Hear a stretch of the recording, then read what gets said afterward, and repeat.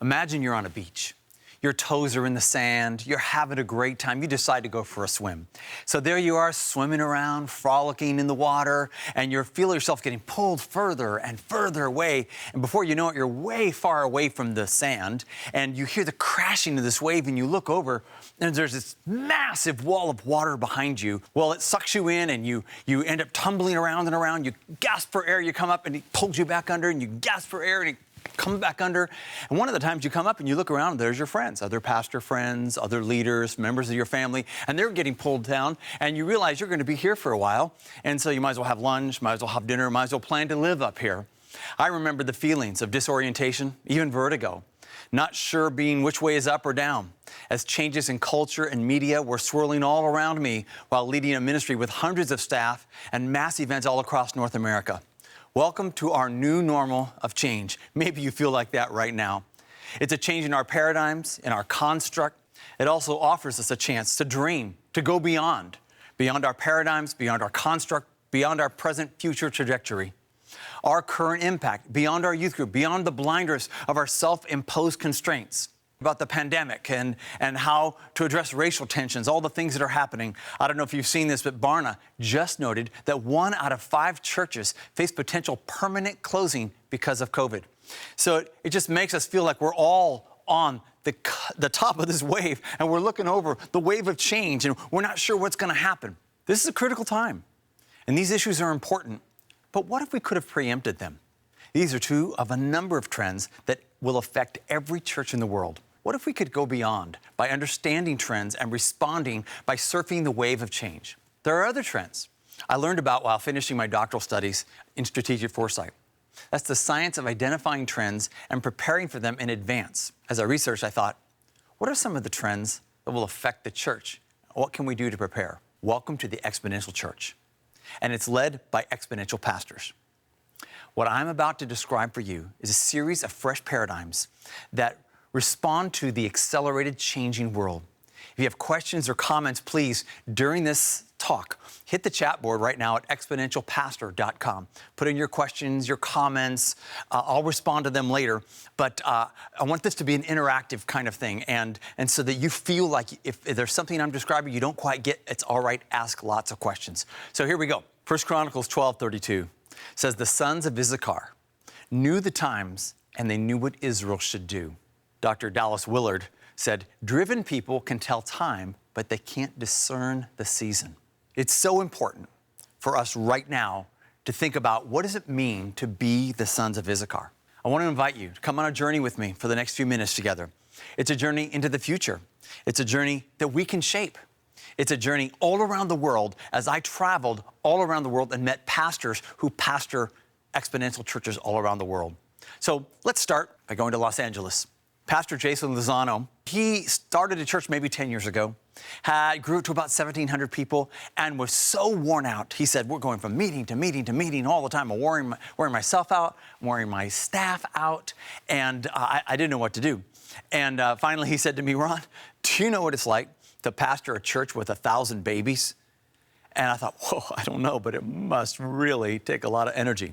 Well, he went to work and he became an exponential pastor. I'll tell you more of his story later, but there's a lot of pastors that feel the same way. The church has grown, you just feel busy, your staff's busy, overworked. What are we going to do? And so we're going to talk about exponential churches and some of those that I discovered all around the world and what they're doing to grow their churches and disciple, not just growing in numbers, but growing in strength. So what is an exponential church? An exponential church identifies coming trends and leverages them to reach those most likely to come to Christ and build them into multipliers so their church will continue to thrive during any global crisis as they have great cause for hope for their future with the passion of youth filling their pews. Well, how do they do this? By focusing on reaching and discipling those most likely to follow Christ. We create a massive pipeline of young adults emerging as a torrent of firebrands of faith, resulting in an exponential church. Some of you may remember me speaking to massive youth events, taking youth overseas after 3 million youth and so many great events where literally thousands are coming to Christ week after week. The most common question I heard from pastors over and over again was this: how can we do this in our church? Well, that's what we're going to talk about today, because I finally seen the answer to this. When we've been doing the same thing over and over again, and it's no longer effective for the future, what do? Well, let me tell you what they do in baseball. So they know that they've got to get new players coming, right? They must have people in the pipeline. So they recruit, they train, they scout. They have what they call AAA ball. These are all farm teams.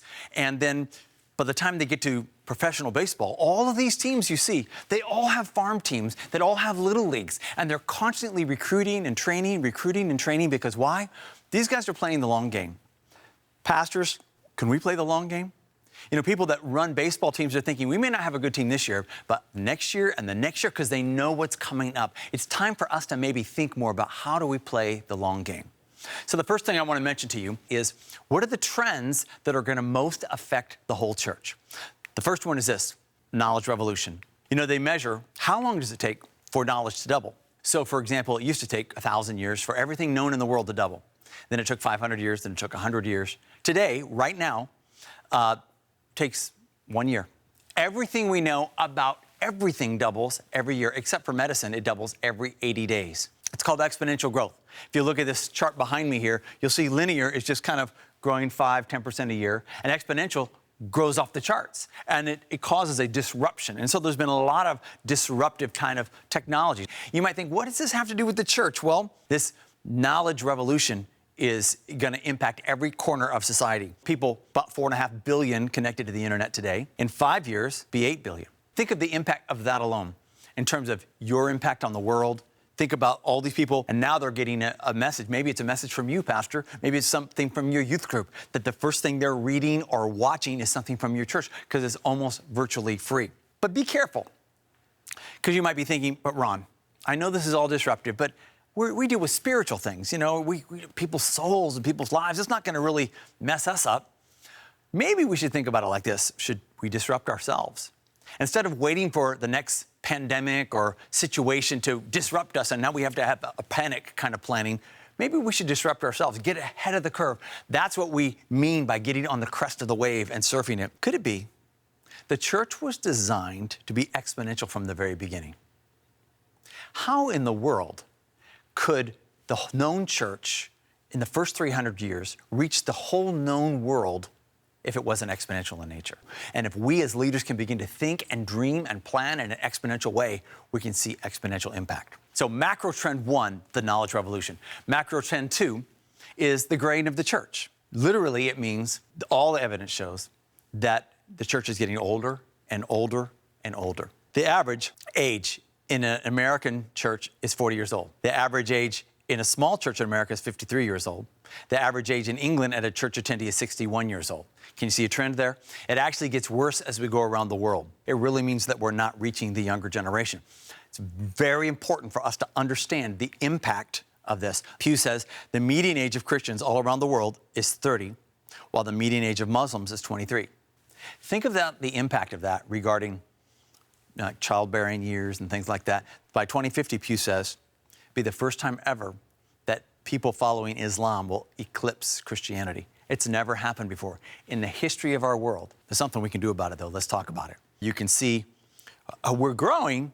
We're keeping up with the rate of population, but they're growing faster than that. Not because they're converting people, but they're marrying and having lots of children and things like that. Let me just encourage you with this. Scripture says in Numbers chapter 14, do not be afraid of the people of the land, because we will devour them. Their protection is gone, but the Lord is with us. Do not be afraid of them. This is just about when they were about ready to invade the promised land, and all the giants were there, and they're, oh no, what are we going to do? What are we going to do? And so the Lord was wanting to encourage them in that moment. And we might feel like there's all kinds of giants in the land, and you know, all this technology and all the grain of the church. What are we going to do? Well, there's good news. The exponential church all around the world is showing us glimpses of what can be done. How do we navigate when we lead in the midst of historic change? This is actually a real picture, a real video of a guy that put skis on a dirt bike. And imagine, this is the picture of the pastor of the future. This is what you're doing. You're not afraid of the waves. You're riding on top of them. You're seeing the trends. You're leading your flock. There's a great opportunity for us if we just learn how to surf the waves of change and use maybe some new technology, some new ways of thinking, some new ways of programming and things that we're doing in our church, so we're not intimidated by these changes anymore. Imagine that's you on this bike right now, and you're changing the world, and you're leading the church, riding the crest of the wave. So how do we do this? What if we could learn some of the best practices of these exponential churches? Well, that's what we're going to spend the next few minutes on. Just give you 3 of them. Number 1, the pastors that I've seen that pastor these exponential churches all around the world is the chief strategist. He thinks exponentially, he plans exponentially.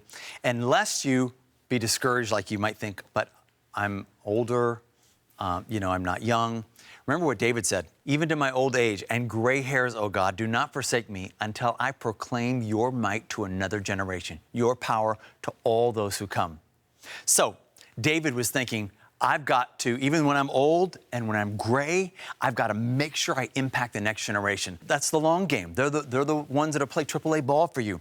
So we've got to leverage your experience, your wisdom to reach the young people in your region. Now, this guy named Bob Backish, he's actually the leader of Viacom, and Viacom owns MTV. The thing about Bob is that he's not young and he's not cool.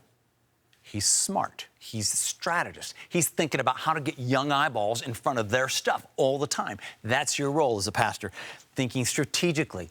Now, let me give you some of the concepts, some of the ideas, some of the ways they think strategically. So, for example, this, what I call Agile Dashboard, is an acronym for the things they need to measure. So, first of all, they average things like the average age of the participants at their church, and they measure it each year. They're measuring the growth track system. That is, how many people are being discipled, how many people are disciple makers. They're measuring the inspiration point, like how are we future fit? Are we looking at these trends? Are we pivoting correctly? They're also thinking about leadership training, like are these youth in training to become leaders? And finally, the exponential planning. Are we just thinking and planning linearly or exponentially? So, strategic thinking as a pastor is a different kind of a hat, different thinking skill set.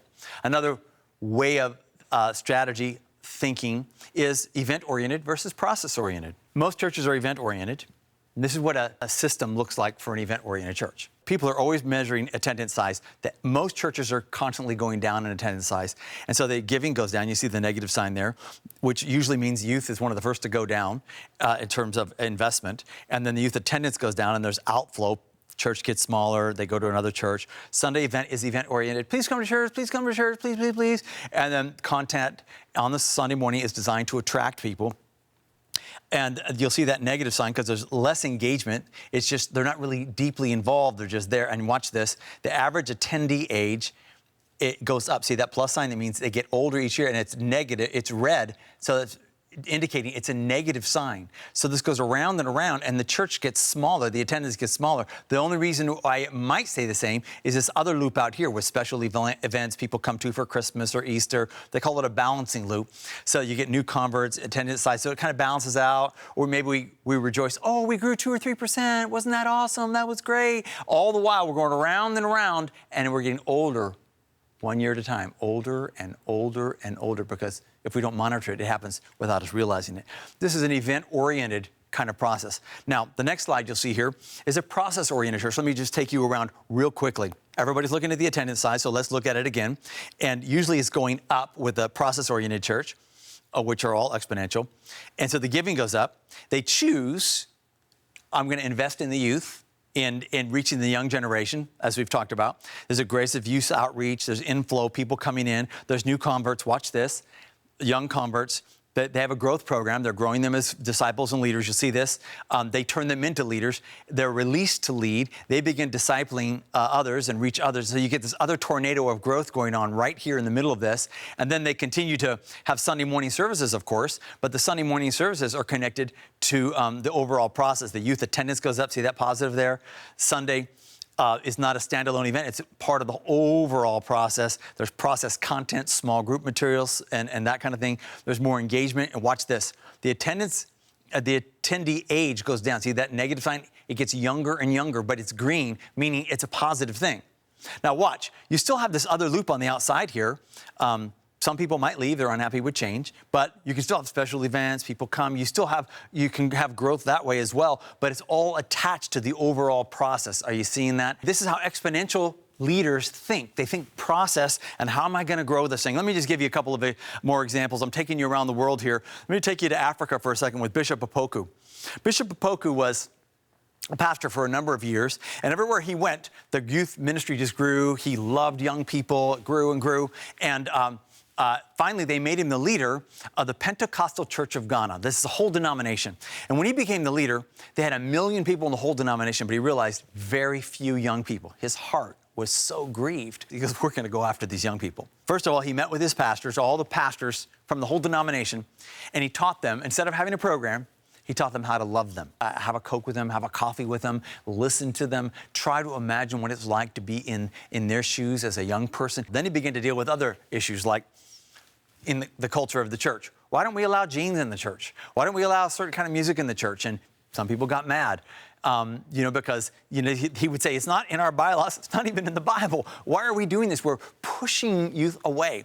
After 10 years of leading that denomination, they went from 1 million to 2 million in attendance, and 750,000 of them were young people. He said to me, Ron, we have great hope for the future of our nation. Well, it's because 72% of their Sunday attendees were under 30 years old.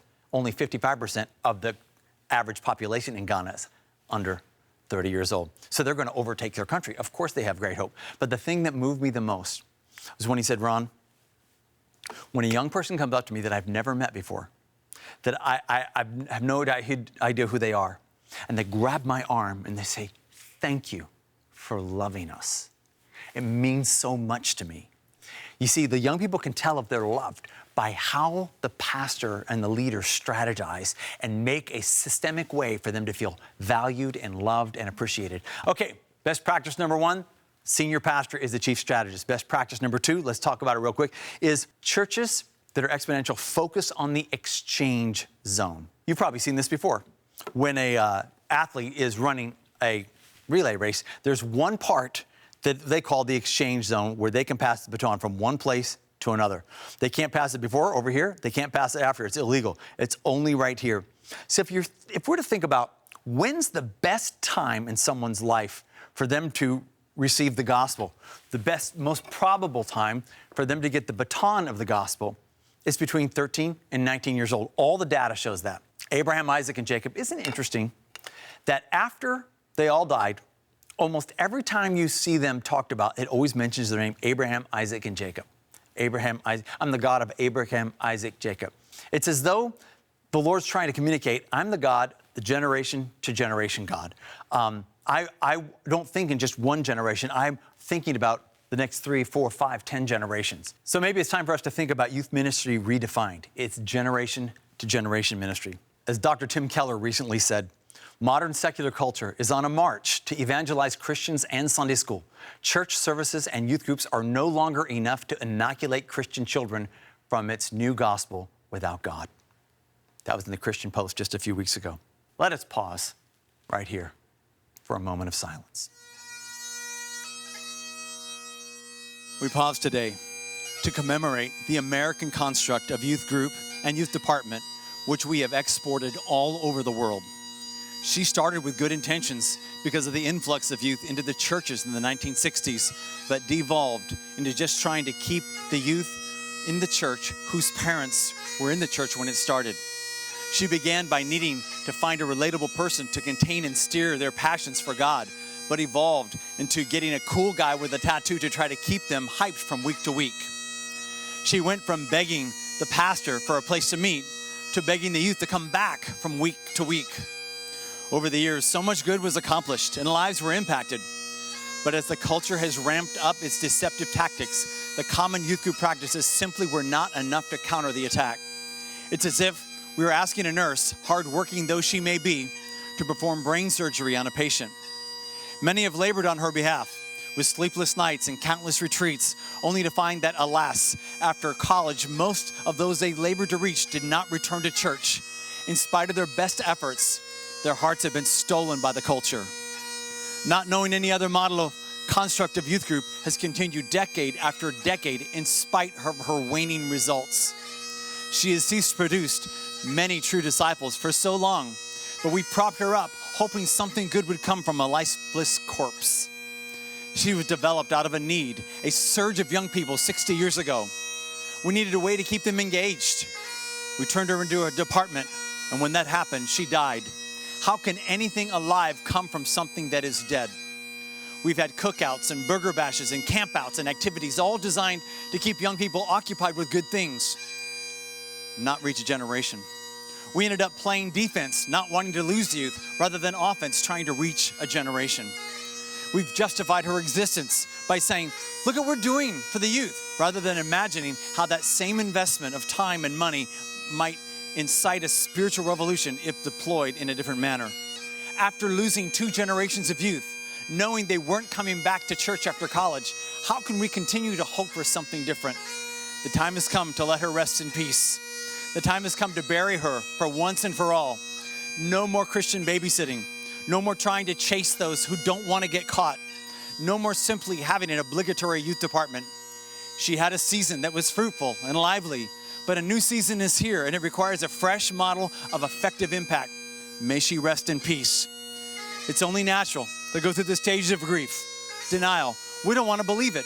Just remember Johnny, whose life was changed. We've been doing it for so long, we can't stand the thought without her.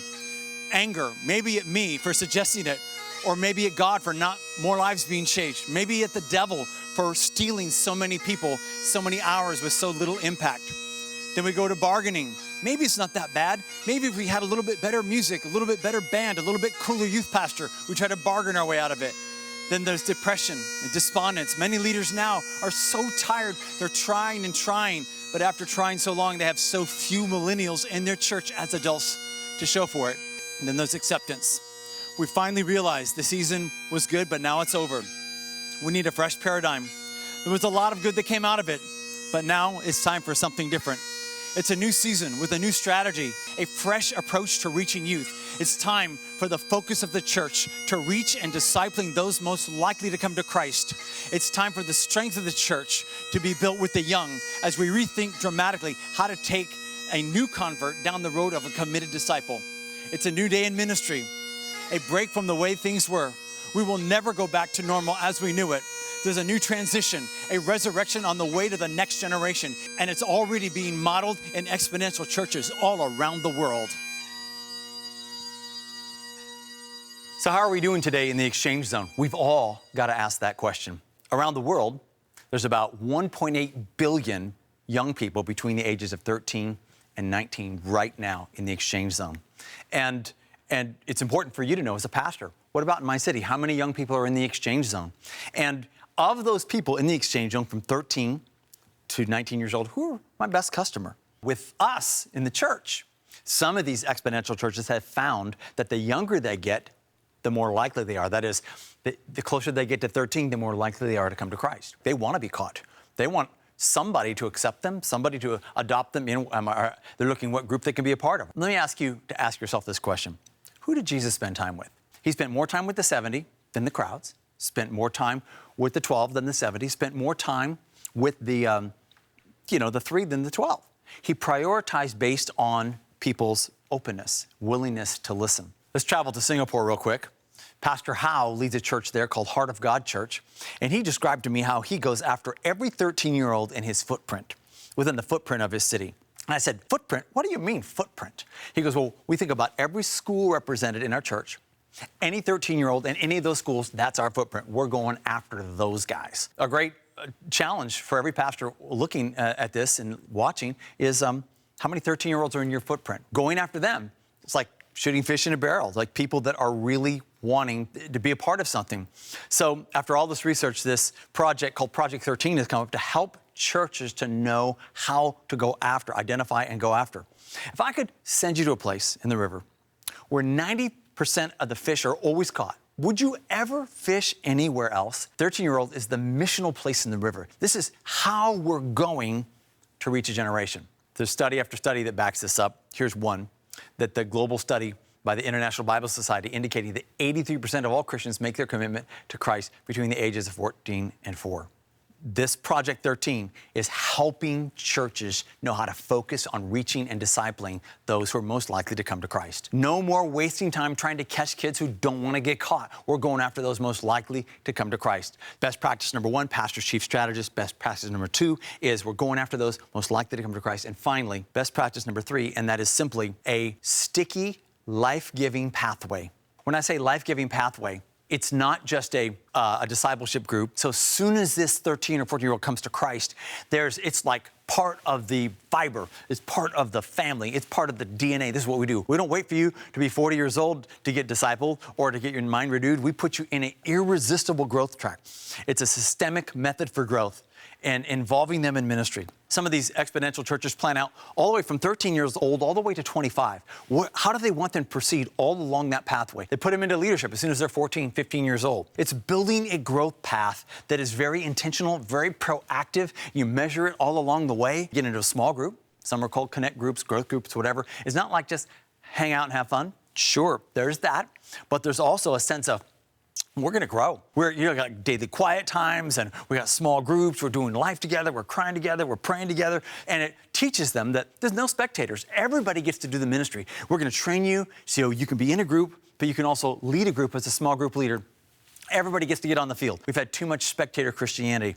So it literally turns into like what you see here, it's kind of like a factory, right? A growth factory. Like we're changing the 13-year-olds, we change the 14-year-olds, and everybody's growing. And this is the exponential engine. This is the machine. This is the secret sauce. Let's go to Bogota, Colombia for a second. Imagine in your mind's eye, you drive up to church one day, and there's a whole line of people outside. You're thinking, why are they there? The church is full. And this is the next group waiting to come in. Imagine that while they're in line, they're praying with each other, they're having in circles, they're having small groups, and your biggest problem is you don't have a big enough service or a big enough place to handle them all. Well, let me introduce you to Pastor Andrew Corson, Church of Su Presidencia in Bogota, Colombia. He literally has 40,000 people come every single week, and 483 are in connect groups with 50 members or more, 1,319 smaller groups. I literally saw this with my own eyes, what I just asked you to imagine. It's not hype. It's not pretend. I saw it when I went there. This can be your church. We don't have to just hope and pray for another Jesus movement. We can step into one right now by applying the best practices. Let's go back to California real quick to Pastor Jason and see the end of his story. He applied this whole theory and this whole construct of exponential and growing young people. Remember, he's the guy that said, do you know what it's like to pastor 1,000 babies? So he literally went from the first 2 years from 1,700 people to 3,000 people. And now since COVID started, he's actually at 6,900 people that have converted, given their life to Christ, and now they're in small groups. One of my favorite quotes from him is, he says, your first 2 years in Christ in our church is like 2 years of full-time youth camp. So think about the idea of these small groups. It's not just a practice of having a group do something. It's like filling them up and making them strong and trusting them as leaders. So what do you do now? Maybe that's what you're thinking. First thing is find a Joshua. What do I mean by that? Remember this verse in Judges chapter 2? A generation rose up who did not know the Lord. How could this be? This verse that we just saw actually was written about 67 years after Moses had brought the people out of slavery. About 27 years after they'd gone to the promised land. How could they have forgotten in just 27 years? They saw all the miracles. Well, maybe just one thing that Joshua and Caleb didn't do that Moses did do. Moses spent about 40 years preparing Joshua. Who are you preparing? Remember, Joshua would go with Moses to Mount Sinai and to the tabernacle, hanging around with him for 40 years. He was there. So when Moses died, he knew it was in good hands. Could I encourage you to find one Joshua this year? In fact, you might just type their name in on the chat screen at exponentialpastor.com. You don't have to type their whole name. Just type their name in of the commitment, a small baby step. I'm going to do something. Get a Coke, get a coffee with them every now and then. Find out kind of what they're going through. What does it look like? What does the world look like through their eyes? Let the Lord begin to do stuff in your heart towards the next generation. Just want to encourage you because you just get one Joshua a year, and the next year you get another Joshua, and then they get a Joshua, and you can see the exponential impact within 20 years. Even if you didn't have a church, you might impact nearly 1 million people. What else can you do? Can I encourage you to think about building a second track? What do I mean by that? Think about a two-track approach. Any railroad has two tracks. Your one track is what you're already doing, everything that's working. You know, your Sunday services, your reaching, your ministering, and develop a second track. This is the exponential track. Build it at the same time. At first, it's on the DL. No one knows about it. It's all right. You're learning. You're applying what you're learning, and you're starting to build that second track. I want to encourage you, if you want to get online, we'll give you the case studies from all these churches around the world, the stories of what I learned when I was doing my dissertation. And just get on there and give us your information, and we'll shoot them right to you so you can begin to process in a deep way. I've just kind of flown over them 30,000 feet. Imagine your church in 3 years, in 5 years, building one track, keep it going, and then you're building the second track, the exponential track. You can start now by taking some baby steps, by learning what other churches have done. You don't have to reinvent the wheel, okay? You can do it and start taking baby steps towards implementing what they've done. If I piqued your interest, I have a lot more info that can help you build that second track and launch Project 13. So you'll be well on your way to become an exponential church. Just go to exponentialpastor.com. If you got questions about any of the content or the paradigms, the principles, please put them in the discussion board as well. I'll be happy to help you with those. So finally, just a couple thoughts. 1 Chronicles 12:32, the sons of Issachar knew the times and they knew what Israel should do. Our opportunity right now as pastors and leaders is to rise up, to aim towards a preferred future as a future fit leader. Remember, this is what we ought to look like, what we can look like as we equip ourselves, prepare ourselves, learn how to pivot off the trends rather than get swallowed by them and respond too late, and lead our church. And then what does our church look like? Instead of maybe like a Titanic, we look like jet-powered surf boats, We found there actually are jet-powered surf boats, learning how to get out on waves and surf the wave, maybe in smaller groups. We have big churches, but they all go into smaller groups, They're flying over the waves, they're rescuing people along the way, they're having small groups, they're praying with each other, they're ministering, they're learning to steer their own boat. This is what we do. We are the church. We're the exponential church. We've got to step up our game and think how we can lead the church into a new future. There's no need to reinvent the wheel. Yes, we need a move of God, but we can also apply what's already working. Let's play the long game. Let us together chart the course of a church that surfs the waves of change, that dramatically goes after those most probable to come to Christ, and make normal a hyper-growth track that creates exponential momentum that outlives all of us. Let me pray for you. Father, I just thank you for every pastor, every leader watching. Lord, I pray that you would help us all step into a thought process of exponential. Lord, a dreaming process is exponential. A discipleship process is exponential. Lord, that we might leave an impact long after we're gone that continues to grow and grow and grow and honor you. In Jesus' name we pray. Amen. God bless you.